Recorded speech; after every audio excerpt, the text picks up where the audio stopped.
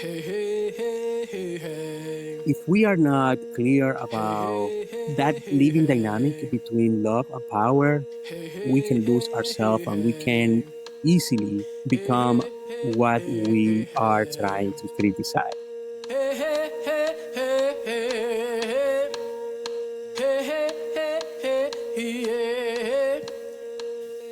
In the morning. You're listening to The Seed, Conversations for Radical Hope, a Pendle Hill podcast where Quakers and other seekers come together to explore visions of the world growing through the cracks of our broken systems. I'm your host, Dwight Dunston. For Season 6, we are focusing our attention on love and power. We are looking at love not as sentiment, but as a spiritual and communal practice that resists fear, fuels justice, and transforms lives. What does love require of us in the face of injustice, violence, and despair? How can we harness the power of our imaginations to lovingly plant and tend the seeds of the world we are co-creating? What is God calling you to be faithful to in your acts of love, justice, and power? And where do we already see love and power at work, in seed form or full bloom? This season's theme is inspired by Dr. Martin Luther King Jr. and his book, Where Do We Go From Here? Chaos or Community. In it, he wrote, "Power without love is reckless and abusive, and love without power is sentimental and anemic. Power at its best is love implementing the demands of justice, and justice at its best is power correcting everything that stands against love." In each episode, we will ground our discussion in a text. It may be a Bible passage, an excerpt from Pendle Hill pamphlets, or writings from early Quakers or contemporary thought leaders. On today's show, we welcome back Francisco Burgos. He is the Executive Director of Pendle Hill and a lifelong Quaker educator. Francisco has led communities in the U.S., Latin America, and beyond, and brings a deep commitment to learning, justice, and spiritual growth. At the beginning of each season, Francisco joins me to reflect on our theme and to tell us about life at Pendle Hill. Welcome, Francisco. So great to be back here with you, Dwight. It's always a pleasure to open in the seed and to see what the seed is bringing to us. I take this very personally, as this is my topic for reflection that nurture the way how I try to show up in this world. So thank you for inviting me to be here with you today. And I look forward to explore this conversation in a very honest and deep way. Thank you for being here. You know, I always look forward to the chance to sit down with you now 6 times in this way. This is our 6th season, and just a chance to get to connect and fellowship, but also learn from you, learn alongside you, and also just to catch up. You know, things happen between each of the seasons in each of our lives, and that moment to just really land with one another and say to one another, hey, what's going on in life right now for you? So I would love to just start there. If there are things between last season and this season that have been significant in your life and the life at Pendle Hill, would love to just make some space for you to share some of those things here at the top of our time together. Yeah, it's unbelievable how time flies. In my family, we have several things that we must celebrate. You know, my oldest daughter, Sophia, is going to college this fall. And I feel so blessed that she's going so close to Harvard for college after graduating from West Town. And my youngest daughter, Jamila, is still exploring poetry and music in a way that is really informing very well her journey as a young person that is discovering life in her own way. I also have this opportunity of meeting with so many people that care about Pendle Hill.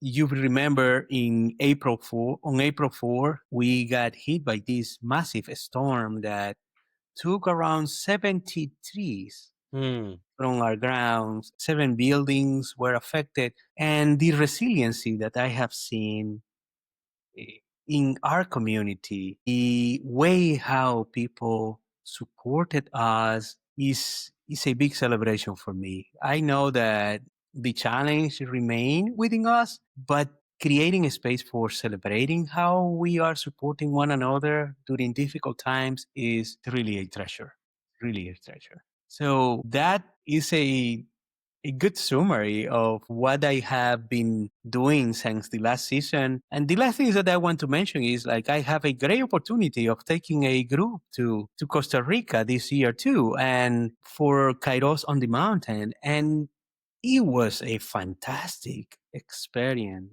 So I see that despite of the busyness that my job as executive director can bring to the table, I also have so many things to be grateful for. And it's a really blessing. It's a real blessing to look at how things are evolving despite of the many challenges that we are confronting today. How about you?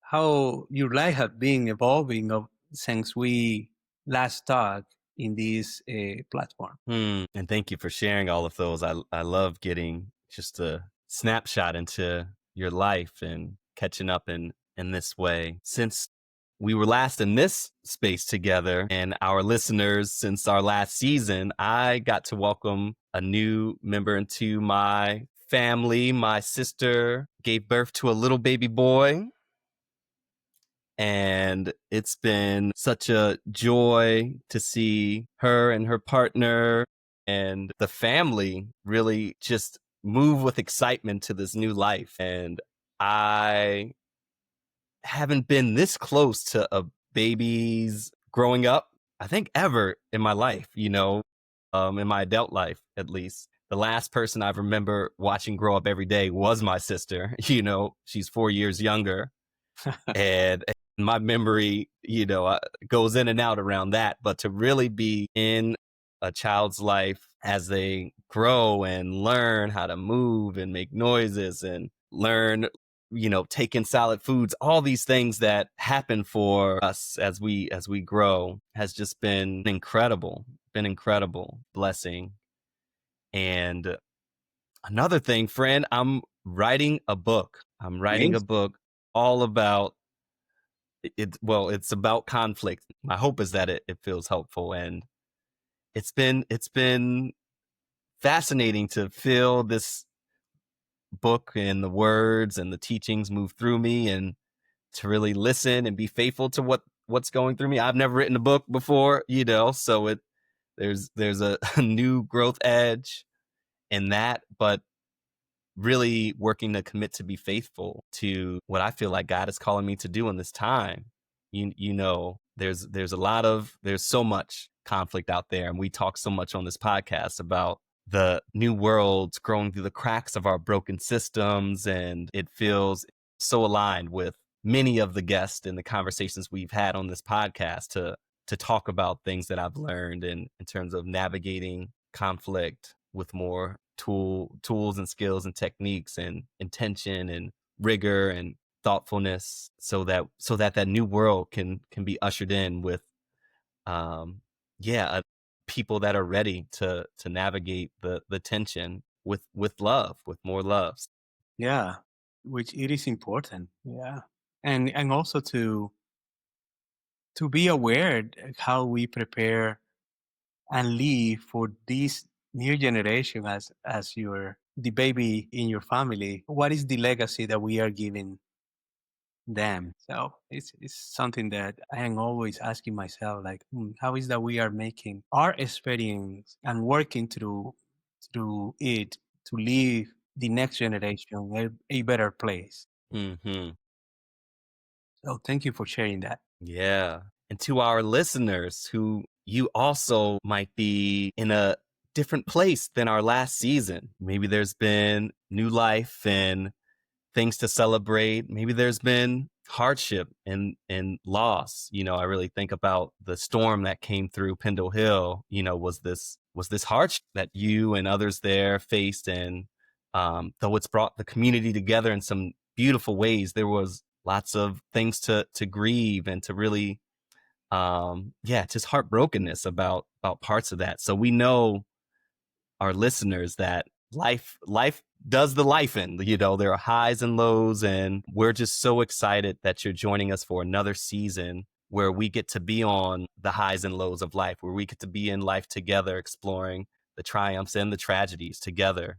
And I just want to say thank you for tuning in for another season of learning and spiritual community. And we're going to anchor our season, as I said at the top, in the words of Martin Luther King Jr. around power and love. And I want to invite you here at the top of this episode to grab that glass of water or tea, to take in that deep breath, to do whatever you can and can do safely to be present here with us, and know that we are excited to be planting, watering, and tending the seeds of hope with you this season. Yeah, I'm excited about this season. What a great theme. So Francisco and our listeners, we're doing some different things this season. We're grounding each episode in a short reading, and over the next few months, you will hear ancient readings from the Bible, excerpts from early Quaker writers, and we'll also hear from voices from the past, our activist ancestors, our folks that are in our lineage of how we learn and think about the world, such as bell hooks. And today's reading comes from the book that inspired our theme, Power and Love. I'm holding in my hands, for folks who can't see, that the book, Where Do We Go From Here? Chaos or Community, by the Reverend Dr. Martin Luther King Jr. And back in 1967, Dr. King stepped away from the movement in the ways that he could, rented a house in Jamaica, no phones, no distractions, and poured his energy into what would become his final book. And earlier I read the quote that we're using to ground the season, and I'll reread it again. It says that power without love is reckless and abusive, and love without power is sentimental and anemic. Power at its best is love implementing the demands of justice, and justice at its best is power correcting everything that stands against love. Francisco, what does this quote spark for you? This is a great question. There is a link between these two words for me that is very present, and the link is another strong word, service. I think that both love and power must translate into service in order for them to be the things that we say that they are. And that service can have so many other faces. You name a few of them. You name justice. I always say, there are so many names to describe love. Justice, service are two of them. Power that is not translated into service is not real power. We can call that something else. We can call it domination. We can call it a egotistical movement of our human condition, or you name it. But true power is always oriented to serve others as a channel to exercise the best that we can be. And by doing that, we are loving. So this is what this phrase generates for me. It's like an invitation to see how I am serving the world today, and how I am serving my community today, and how I am serving myself today in my relationship with the divine and others and nature. It's a very intimate and communal movement at the same time. But I know also that you have been dancing with this text for a while as you teach Kingian nonviolence. So I am just curious, when you read and tell us the motivation behind these texts, what is evolving for you? What is bubbling for you, as I used to say to Frank? I've been thinking a lot in the facilitation spaces I'm in, and, the work that I do with supporting folks around conflict and mediation and group process, about how power shows up. There's in lots of spaces, especially in some of the Quaker spaces I've been in recently too, where there's an aversion to power. And I think about our spiritual lineage of Quakerism and the ways that early Quakers were very skeptical of the people in power. There was a critique of the ways that people in power were using their power and using it to manipulate, to ostracize, in some cases, to cause harm, to exile.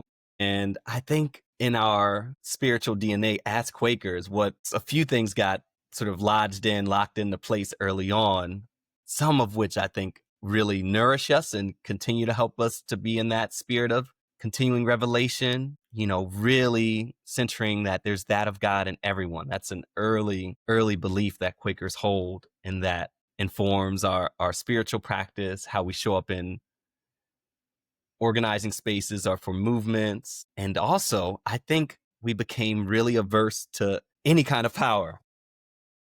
Or being, or whether it's power, authority, authority over us, but also when we're in space together in meetings and Mm-hmm. this meetings and meeting for worship and our yearly gatherings, are all these spaces where we come together. I think and friends who are listening will be able to say, I'm off, Dwight, you're off, or hey, I felt that before. But there's something about the person or the folks in the room who are in positions of power, I think, that gets kicked up for us. And I've felt it in myself, like, hey, well, I thought Quakers don't like power, this way that the story can run in my head. But when I look at this quote and think about it, makes me think about power in every part of my life. Quaker spaces, the music groups I'm in, having been a teacher and worked in schools and working in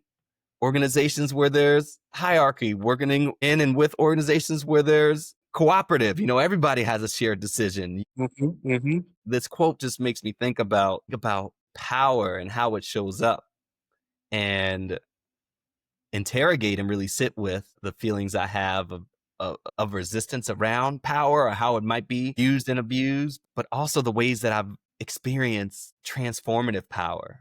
Somebody in a position of power who uses it in such a way that the entire room shifts and changes, or somebody that has a spiritual, speaking from a spiritual place, brings a spiritual power that helps to heal or be a balm to a room experiencing deep heartbreak or grief or dissension. So I look at this quote, and those are some of the things, just a few of the things. As you said, we won't be able to get into all of it, Francisco, but I think about you and how you show up so powerfully in so many ways, to guide, to walk alongside, to lead. And yeah, it calls me to be, this quote calls me to be in a different relationship to the word power, and seeing it next to that love, the word love. I'm just like, oh, that's what I want. I want to see power wielded with love, and Yeah. not to be absent of it, or sidestep it, but then those two things to really be in partnership Yeah. with one another. It is, the way how the narrative around power has been built historically, I think is wrong. I do believe that, as you say, transformative power is a good thing. I think that if we depart from the idea that power is service, that's a good thing.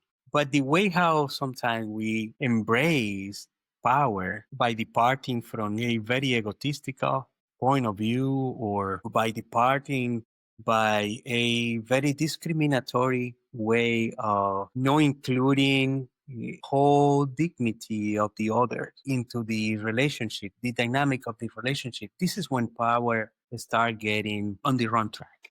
Hmm. I think a little bit about this.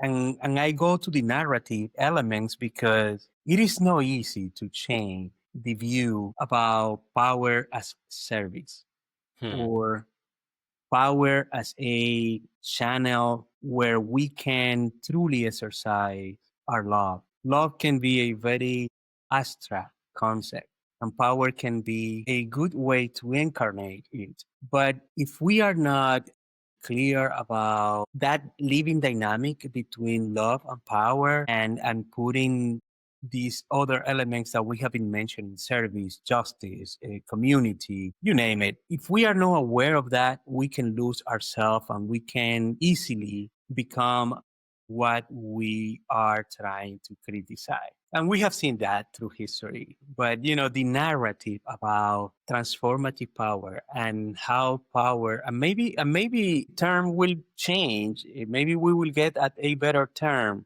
to describe what we are trying to express here. But the trying to hold power as an opportunity for serving is something very strong for me. And I know that the other narrative around power as a tool for domination is so strong and so embedded into our society that trying to exercise power in a different way can be perceived as a craziness within our own communities. Within our own communities, yeah.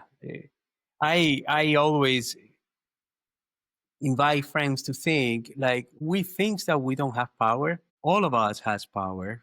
All of us has responsibility to take care for, and that's a power on its own. I can tell you from my position as the head of Pendle Hill, there are everyday decisions that I must make as a way to serve my community that embedded the power that I have been trusted with. If I look at this not as a service to my community, it can be a very awkward element in the way how this organization is run. Mm. Just to give a tiny example there. Yeah. I want to bring in another quote from King's book just to be in this conversation with us. I'm thinking about, yes, power and love and how we serve the communities we're a part of. And also this quote, when I read it, I was like, this could have been written Mm, yesterday.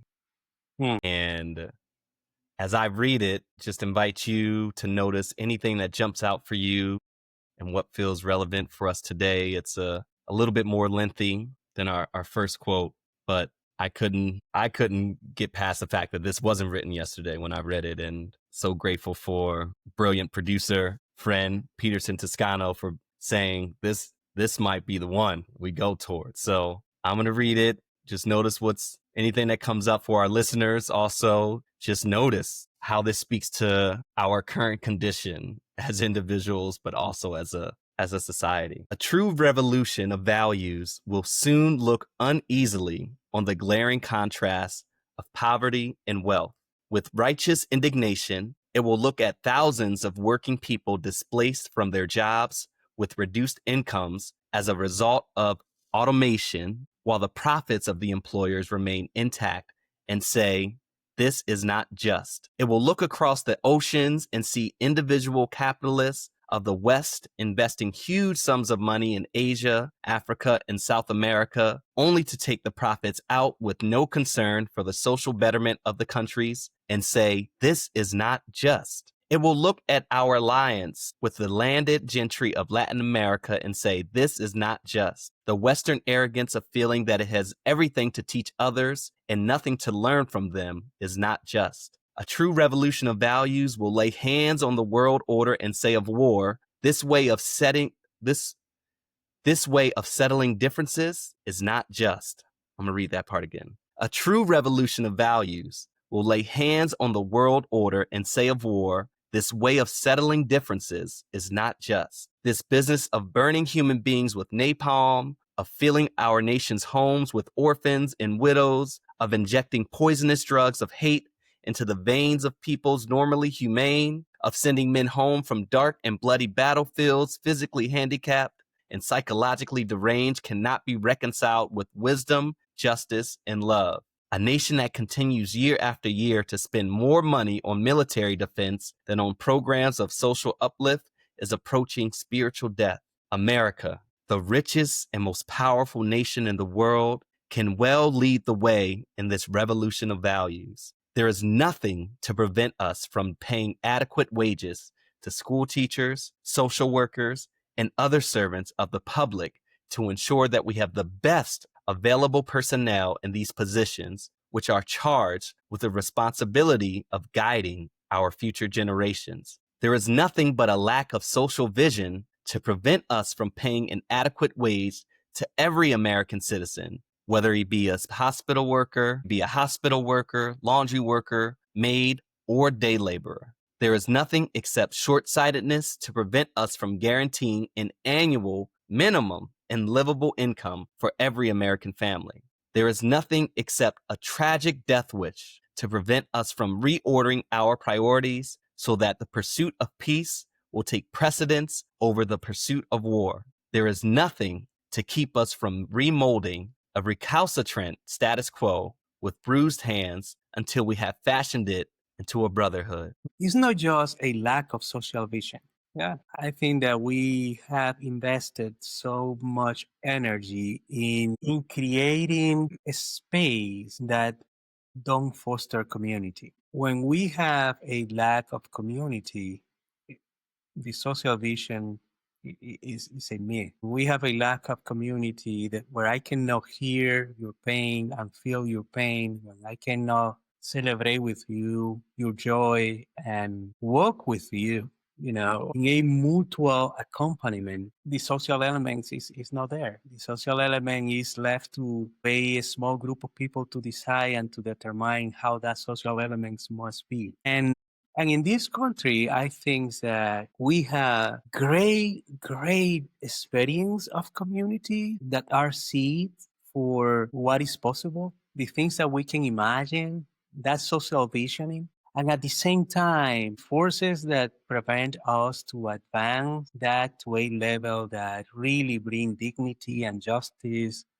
to our communities is something that we are lacking, that we have failed to really move the needle. And I say this because it is true that we have a lot of money. And at the same time, sometimes I say we are so poor that the only things that we have is money. Yeah. Because if that money is not invested for the social good, what is the real value of that money? I do feel very close to my heart, that investment that we say collective, despite of our aspirations. All of us want to have, a better medical service for everybody. All of us want to have, a good paying job. All of us want our school to be safe. All of us want to enjoy nature and stuff like that. But the way how we have structured our society that benefit capital gain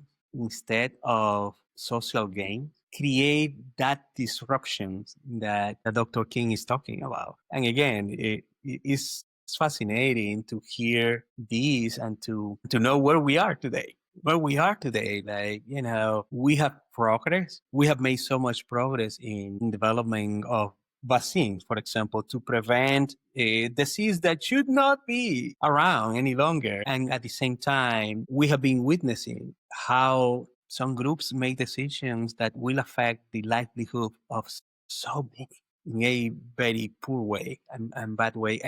And the big question that I ask for myself is like, how is that we can reverse that? How is that we can, instead of walking backward for the little accomplishment that we have done for our social visioning to be possible, how is that we can advance and keep walking the path to make that revolution a reality? A revolution that is targeted at looking at the indignation that we face every day. Because at the end of the day is that. At the end of the day is, when a single mom is working 2, 3 jobs to bring food to their kids and to make sure that their kids go to school and to make sure that a daycare is available for them and to make sure that they have the healthcare, that they have access to healthcare. When all of those things are now in place, we cannot talk about human dignity. We cannot talk about justice. We cannot talk about freedom or we try to define the United States as the country of the brave. Well, guess what? We haven't been brave enough to really change the situations that are making our people suffer. I don't know. This paragraph has so much juice in it.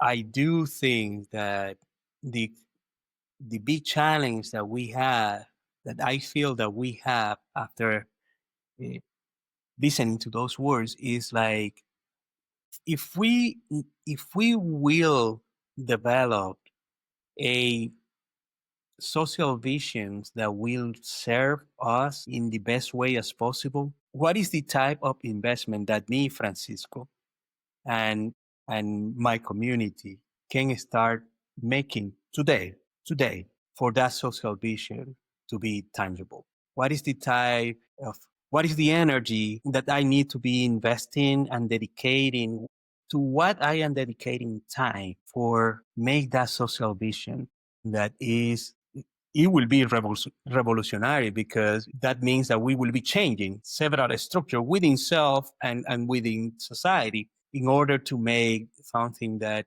work for all of us. I don't know. I resonate with that, and it's very powerful.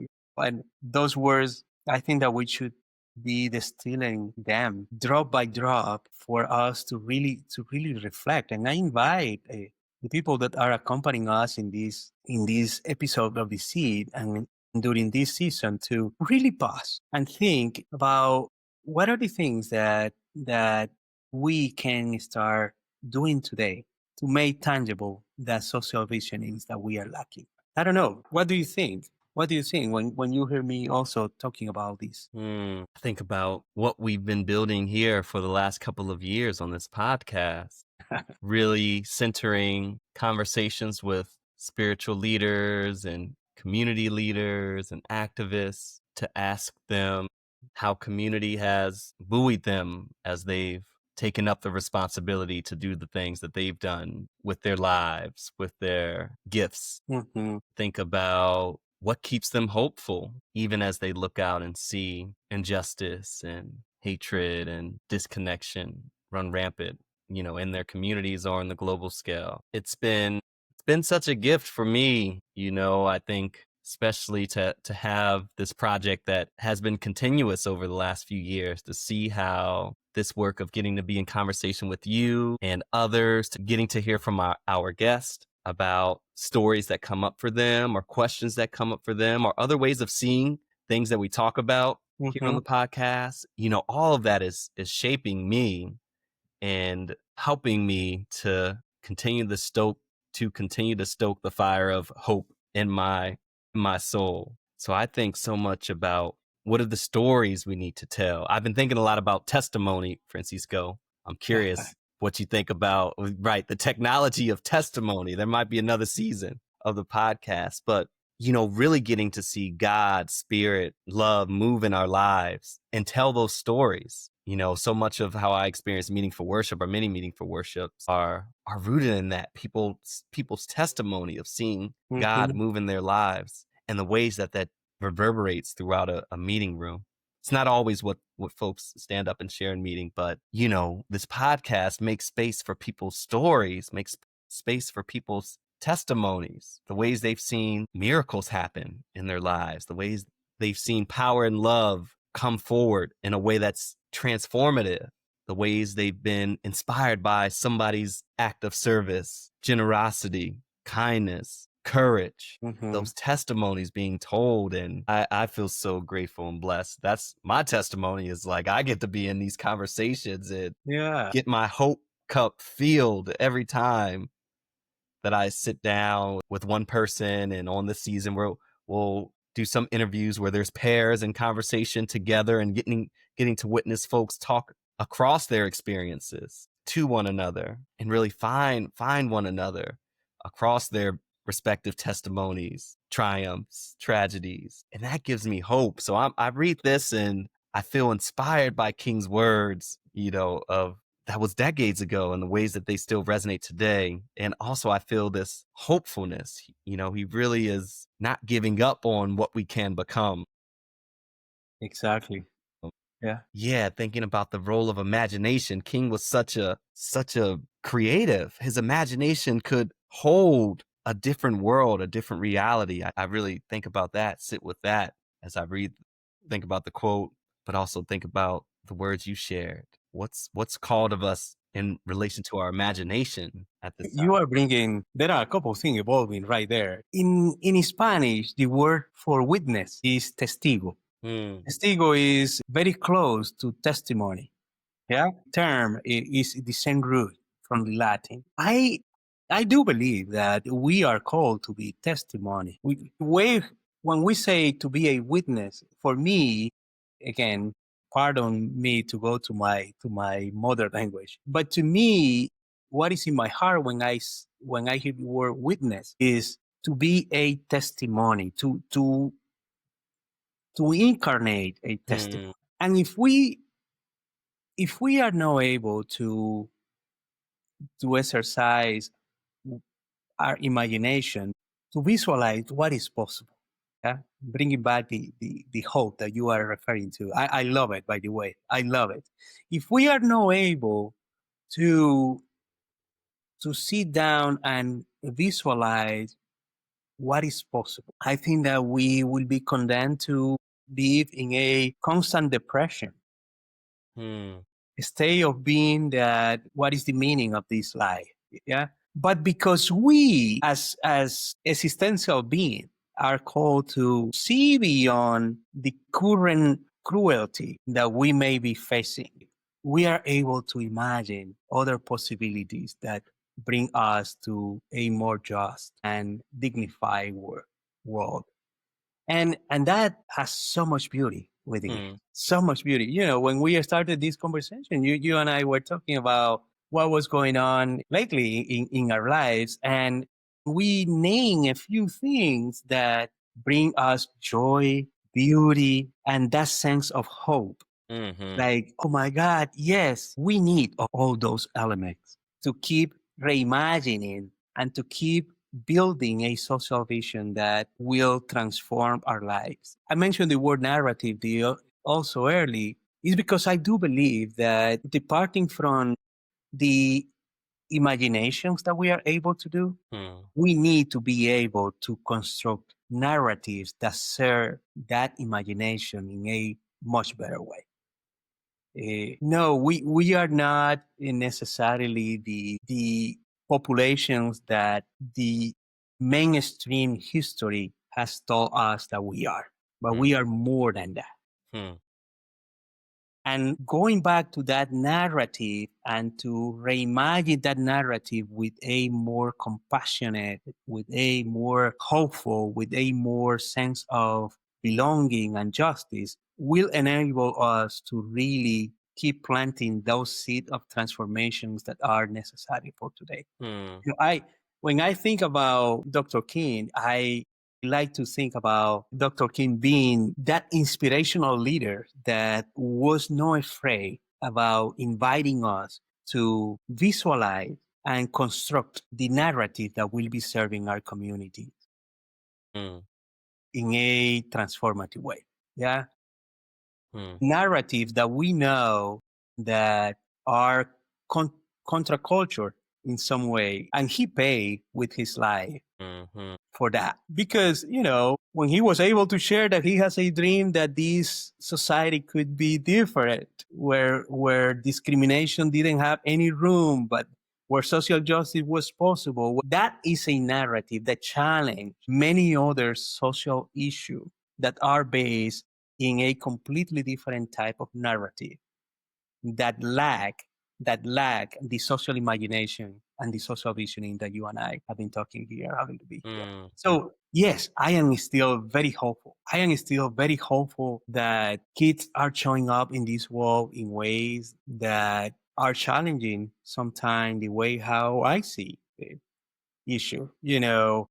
And when I said challenging, I think that some of us has been a little bit afraid and very comfortable in our little bubble. And here you have a generation of youth that is telling us, like, you know, that bubble is not working for us. If we want to really build a better society, there are these other elements that has to be considered for our social visioning to be truly just and to be truly in the line of how we put together the living dynamic between love and power. Wow. Francisco, as it happens every season, the desire to stay in conversation with you bumps up against the very real need to close our convo for now, knowing we'll be able to come back to it. And I just want to thank you for being here with me in this journey, throughout this whole journey. It truly is such a gift and blessing. As I said at the beginning of our time, it helps me to ground. I look forward to it, just seeing how you've grown, whether it's spiritually or the beard. For folks that are listening, Brother Francisco got a nice beard going on. To our listeners, maybe Yeah. you've seen it on Pendle Hill Worship, got the nice beard growing. It's funny. I show up at a monthly meeting this past Sunday, visiting among friends. And when I introduced myself, somebody came to me and I said, "Oh my God, I didn't recognize you. You have so Unrecognizable. much hair in your face now." I said, "Well, it's part of the season." But Dwight, I want to say the gratitude goes in a multiple ways here. This conversation for me are a really, really seed of transformation. I do believe that this podcast project from Pendle Hill is a real treasure, not just because you and I and the people behind it sing, and I am thinking specifically about Peterson and my colleagues within the education team. We have the opportunity to talk and to explore what are the things that we want to be talking in the next season and so on. But at the same time, I have so much gratitude for the people that has been great companions to us in this journey, for the people that has made this podcast possible, and at the same time for the great community of listeners. Because you know that this conversation don't stop here. This conversation continue as people listen to the podcast, listen to the episode, and start eh, having reflections in their different network and faith community within Quakers and beyond Quakers. And I have so much respect and gratitude for that. At the same time that I recognize the enormous responsibilities that you guys have as you exercise the power with love for bringing this conversation forward. So thank you from the bottom of my heart. Thank you, friend. And I can't wait to see how this season unfolds. And for our listeners, thank you for joining us once again.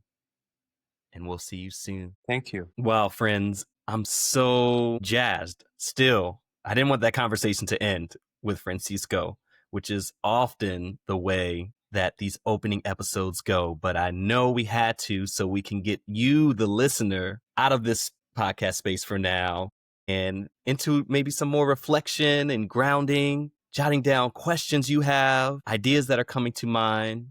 I know when I was in conversation with Francisco, thinking about was struck with this idea of thinking about what are the social systems that will serve us. We know all the things that aren't working for us. What are the systems, structures that will serve us? And what can we start making today for ourselves to build that maybe bigger, bolder vision, build it into fruition, help it come into fruition, come true. And I was also just struck with, and I'm so appreciative of having other languages represented here, but the way that this message around testimony has been coming up in my life, and Francisco saying, well, did you know the Latin root in Spanish, we say testigo, the Latin root means to witness, testify as witness, witnessing as testimony.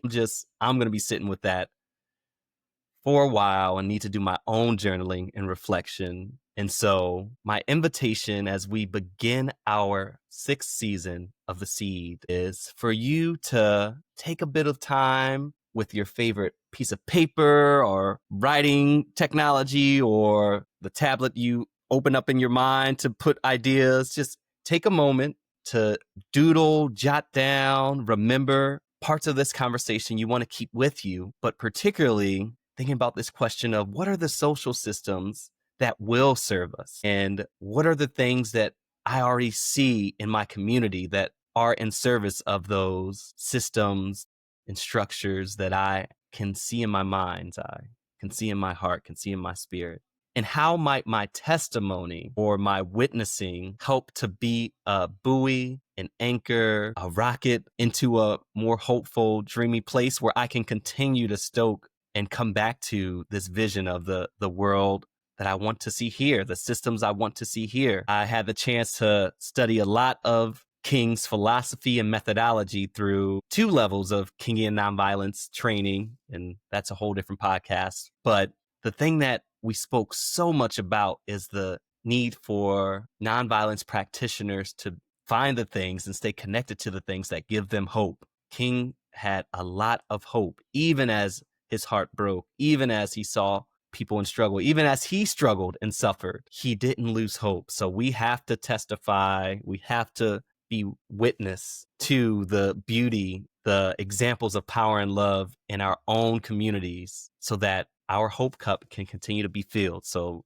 you got some homework, write down those social systems we need, think about what you already see in your community, fill up your hope cup in whatever way works best for you. Carry it with you each of these episodes, because these episodes are going to, I believe, continue to have your hope cup filled, and they will challenge you. They'll move you.